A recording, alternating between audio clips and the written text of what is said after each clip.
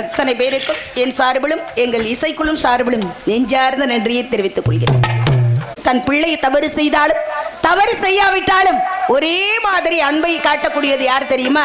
பெற்ற தாய் தந்தையர் தான். அதே மாதிரி தான் குல தெய்வம் என்பது நல்ல காரியங்கள் நடந்தாலும் தீய ஒரு காரியங்கள் நடந்தாலும் கூட இருப்பது யாருன்னா குல தெய்வம். அந்த குல தெய்வத்தை முதல்ல வணங்கிட்டு அதற்கு காணிக்கை எடுத்து வச்சுட்டு எந்த ஒரு செயலை தொடங்கினாலும் விக்கினம் இல்லாமல் வெற்றி என்பது நிச்சயம். அப்படினால நாடு என் குல தெய்வத்தை வணங்கிறவா.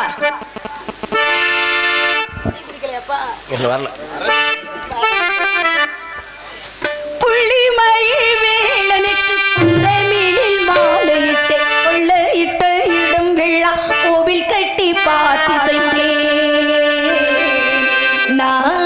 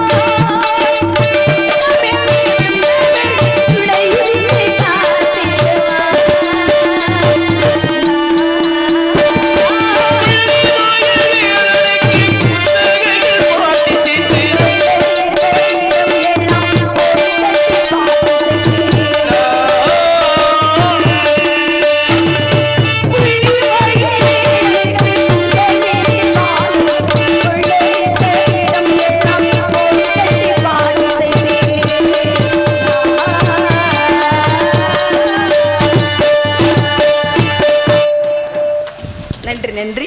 அண்ட பகிரண்டம் அனைத்தையும் காத்து ரசிக்கும் அந்த அகிலாண்டு கோடி பிரம்மாண்ட நாயகி ராஜ்ய ராஜேஸ்வரி தினந்தொழுது பணிந்திருக்கும் அனைவரையும் காப்பாற்ற வேண்டும். அண்டை மீனாட்சி தாய் மீனாட்சியின் கிருபையோடு இங்கே அருள் பாலித்துக் கொண்டிருக்கக்கூடிய அந்த தெய்வத்தினுடைய அருளை பெறணும் சொல்லி நாங்கள் எல்லாம் வெகு தொலைவில் வந்திருந்தாலும் அதற்கு முன்கூட்டியே இந்த ஒட்டுமொத்த மக்கள் எல்லாம் தன்னுடைய உழைப்பின் ஒரு சிறு பகுதியை தெய்வத்துக்காக செலவிட்டு கூட்டு பிரார்த்தனையாக அற்புதமான இந்த ஒரு கும்பாபிஷேக விழாவில் நாங்களும் கலந்து கொண்டு இந்த கன்னிமார் தெய்வத்தினுடைய பரிவார தெய்வங்களுடைய அனுக்கிரகத்தை பெறணும் சொல்லி நம்ம இடத்துக்கு வந்திருக்க.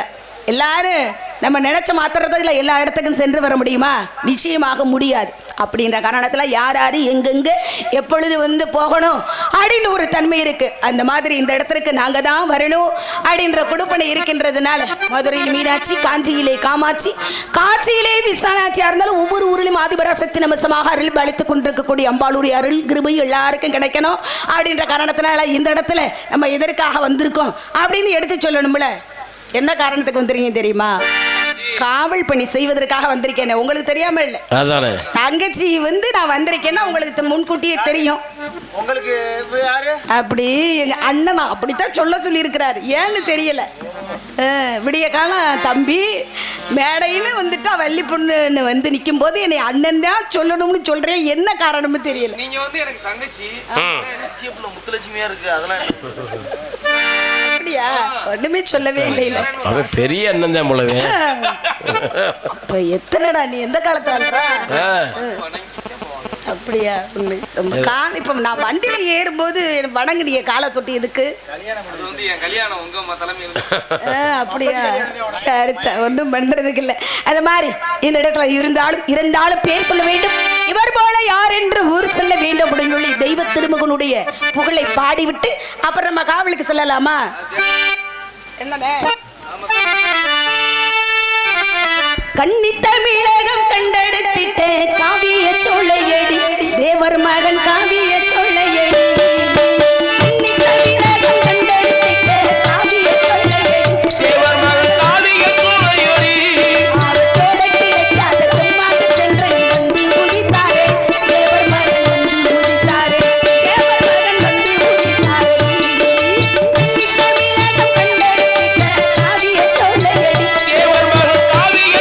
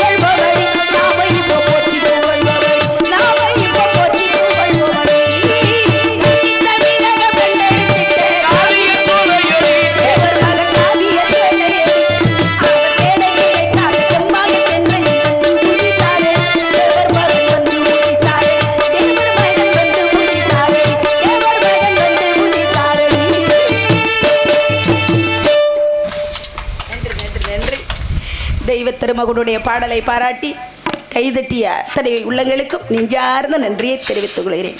ரசனை என்பது இப்படி இருந்தா தான் நம்ம அந்த பாட்டுக்கு மட்டும் இல்லை, எல்லா பாட்டுக்கும் நீங்க ரசிச்சு கைதட்டுறீங்க. பார்த்துட்டு தான் இருந்தேன். இன்னொரு பாட்டா பாடிடுவா சொல்றீங்க, இன்னும் பண்ண முடியாது.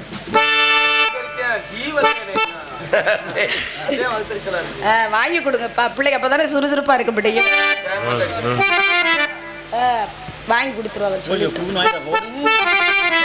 தென்னகத்தின் வீர சிங்கம் தேவன் முத்து ராமலிங்கம் மண்ணுலகில் தனி தோன்றினார், மனதுக்குள் குடியேறினார். ஐயா சொல்றீங்க, மான்மருகுள் அருளாடினார்.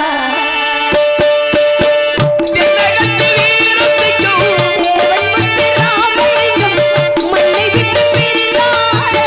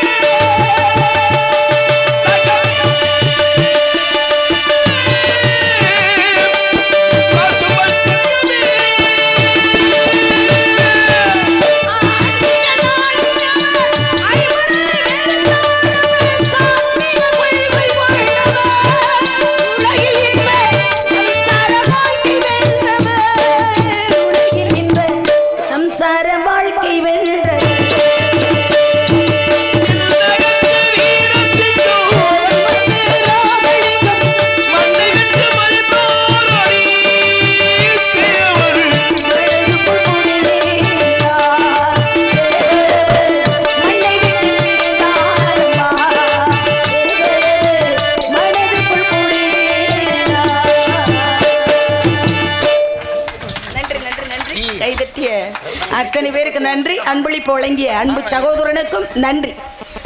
இங்கே வள்ளியாக நடித்து கொண்டிருக்கும் மரியாதைக்குரிய அன்பு சகோதரி கள்ளிக்குடியைச் சேர்ந்த கேஎஸ் மல்லிகாதேவி அவர்களுக்கு மாலை அணிவித்து கௌரவப்படுத்தப்படுகிறது.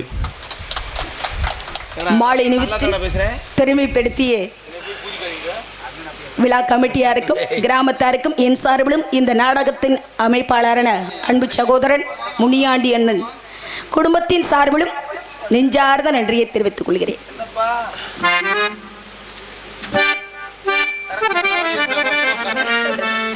அந்த மாதிரி காவலுக்கு போகணும்ல, நம்ம மட்டும் காவலுக்கு போனா நல்லாவா இருக்கு. தோழிகளோடு போய் சேர்ந்து ஒரு நேரம் சொன்னா எல்லாருக்கும் தெரியும். எப்ப பார்த்தாலும் தங்கச்சி தங்கச்சி சொன்னா தானே தெரியும். என்னடே அடிக்கடி நியாயமாடா, என்னடா அப்படி இருக்கிற, என்ன அண்ணா என்னங்கண்ணா அப்படி இருக்கிறீங்க அண்ணா, பாசத்துல அப்படிதான் சொல்லுவேன். இல்ல நான் பசிக்குதுடா அப்படின்னு சொல்றது அந்த மாதிரி இந்த இடத்துல வந்து தோழிகளோட போய் நந்தவனத்துல எப்படி எல்லாம் வந்து காவல் காக்கிற எங்க அண்ணன் இன்னைக்கு வந்திருக்கிறாரு. மூத்த அண்ணன் அவர் தான் வந்து சிறப்பா காவலை கொண்டுட்டு போவார். எங்க அண்ணன் வந்துட்டாலே எத்தனை நடிகர்கள் இருந்தாலும் ஏன்னா நடிகர்களே சிரிக்க வைக்கக்கூடிய ஒரு நகைச்சுவை நடிகர்னா அன்பு சண்முகராஜா. மற்ற பேரை வந்து சிரிக்க வைக்கிறது வேற விஷயம். நடிகர்கள் வந்து தினம் வந்து சந்திச்சாலும் சிரிக்கிறோம்ல. என்னது அப்படியா அப்படி அப்படின்றதுனால இந்த இடத்துல எப்படியெல்லாம் காவல் பண்ணி என் அன்பு சகோதரன் என் அண்ணனுக்கு ரொம்ப பிடித்தமான ஒரு பாடல் சிந்தனை இருக்கிற ஓரத்தில் பிடிக்கும்ல. உண்மையிலே உங்களுக்கு பிடிச்ச ஒரு, ஏன்னா இப்போ வந்து மழைக்காலம், மழை வந்து அதிகமாக பெஞ்சா நீரோட்டம் என்பது நீர்வீழ்ச்சி நிறையா இருக்கு. இந்த நீர்வீழ்ச்சியில் இருந்து வரக்கூடிய அந்த அருவி நீராகப்பட்டது அப்படியே ஓடையில் வரும்போது அந்த நதிக்கரமாக ஓரமாக நின்று நம்மளும் காவல் பணி செய்தால் எப்படி இருக்கும், ரொம்ப சிறப்பாக இருக்கும்ல. அதனால தான் சொன்னேன். அப்படியா? அப்ப வசந்தத்தில் சரிங்கண்ணா சரிங்கண்ணா. அண்ணனுடைய விருப்பத்தை வந்து நான் பூர்த்தி பண்ணாதான் அவங்க என்னுடைய தேவையை வந்து பூர்த்தி பண்ணுவாங்க. ஆத்தாடி நான் என்ன பண்றது. அப்ப வந்து இன்னைக்கு வசந்தத்துல பாடிட்ட அப்புறம் சிந்தனைய பாடமாமா எங்க அண்ணனுக்கு அதுதான் பிடிக்கும். ஆமா. வசந்தத்தில் இந்த மனவரை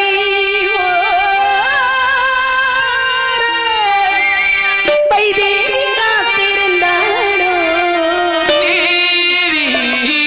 வைதேகி காத்திருந்தாளோ, வைதேகி காத்திருந்தாளோ,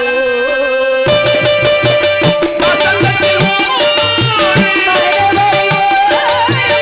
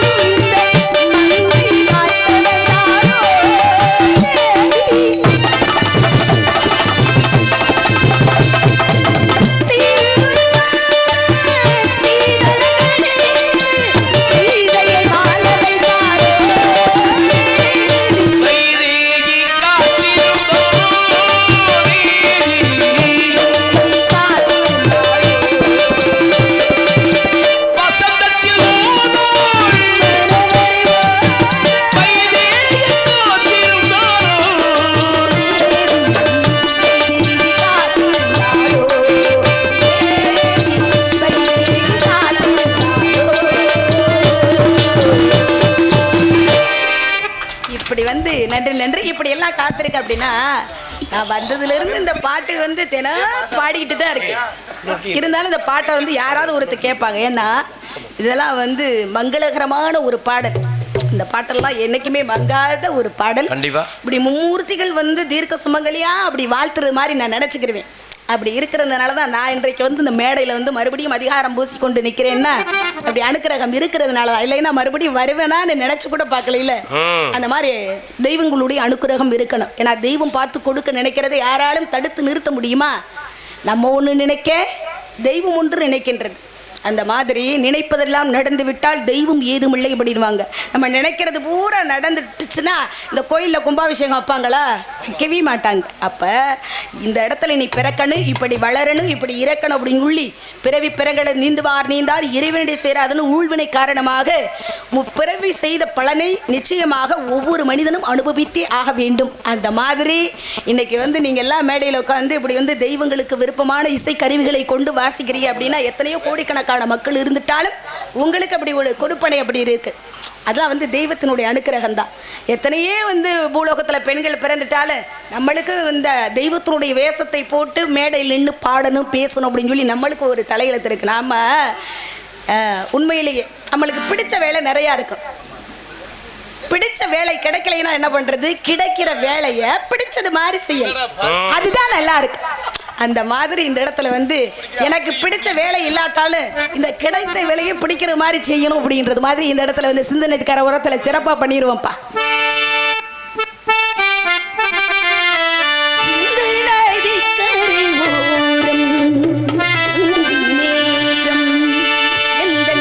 கண்டிப்பா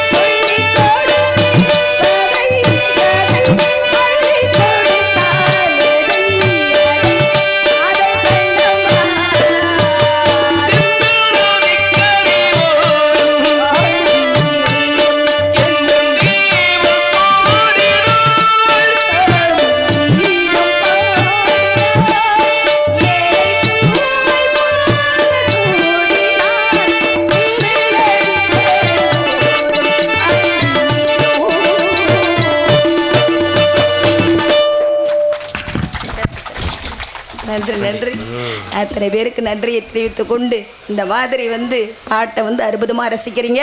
இருந்தாலும் இப்படி பாடிக்கிட்டே இருந்தால் நல்லாவானே இருக்கும். அதானே நல்லா இருக்கும் வந்து நாங்க சந்தோஷமா இருக்கோம். அப்படியா?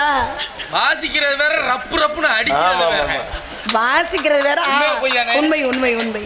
இந்த இனிமையான காலத்துக்கு அற்புதமா இசை கலைஞர்கள் சிறப்பா வாசிச்சீங்க. நீங்க நல்ல ஒரு ஞானஸ்தி, நீங்க நல்லா பாடுறீங்க. அல்லா ஏசு அப்படின்னு இருக்கீங்களே, என்ன அது? நல்லா பாடுறீங்க, நாங்க வாசிக்கிறோம்.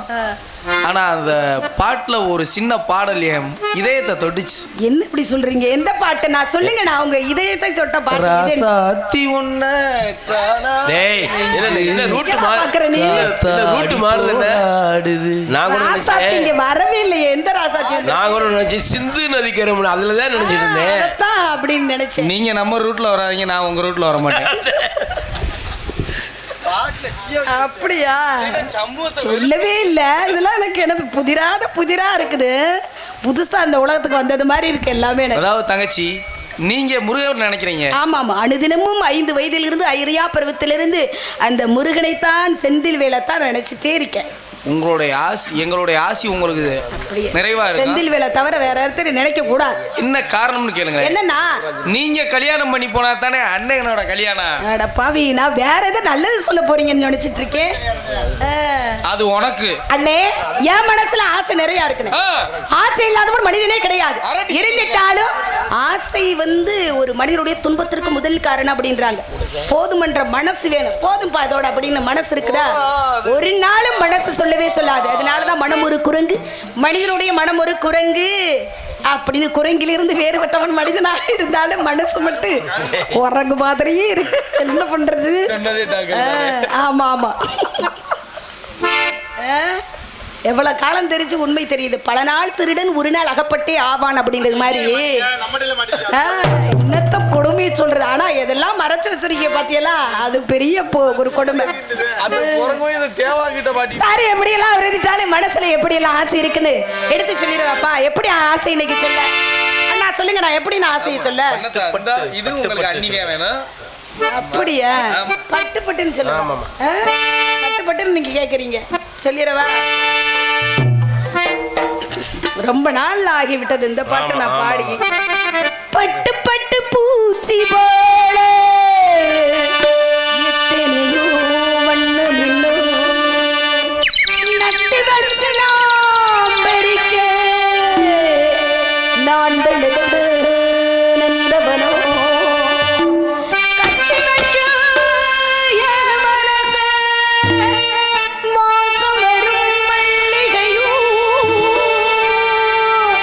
அந்த நேரம் நீங்க வாங்கி பாடுங்க. வாய் மட்டும் வாசி பிடிச்ச பாட்டலையா பாடுங்க. தொட்டு அப்படி பாடுங்க. தொட்டு தொட்டு டேய் சோடா வைக்கறா இப்படிதான் கடவுளே, நான் தொட்டு தொட்டு நாங்கறக்க துடிக்கு தந்த சிம்பகமே சிம்பகமே சிம்பகமே செல்லுமொழி சங்குந்தளமே தேடி வரும் என் மனமே செய்திடும்